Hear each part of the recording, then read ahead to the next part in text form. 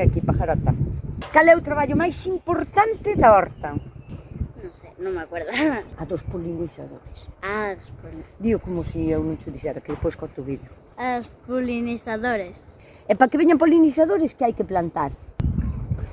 Flores. Flores, para que veñan os polinizadores.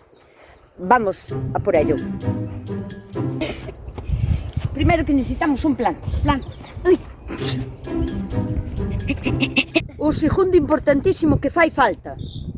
Non me acuerdo. Apeiros.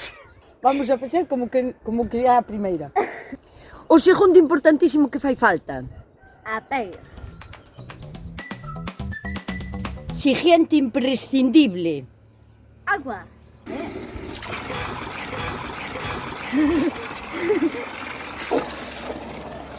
Ala, e acá. Ala. Mesmo. Oh, a quen hai que regar as plantas. Xa.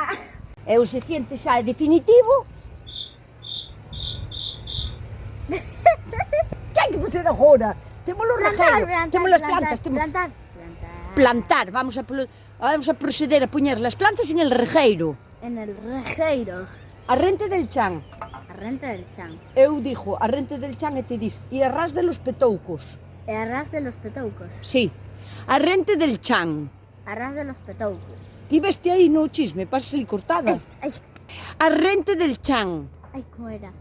E a ras de los petoucos. A rente del chan. A renta del chan e... Ai, Van usar as campanadas. A rente del chan. non era la definitiva, eh? E a ras de los petoucos. Vale. E a... Ai, A rente del chan. e a ras de los petoucos. Tienes máis de plantar, pasa bala. Que pase para acá. Ai, hola. 3 plantas de lá. Traes plantas de la... Pequeñas plantas que cuando crezcan harán las delicias de los... Ahí está, chupacámaras. Harán las delicias de los... Nisas. Do... Des. Des. Va a plantar, se nos fai tarde.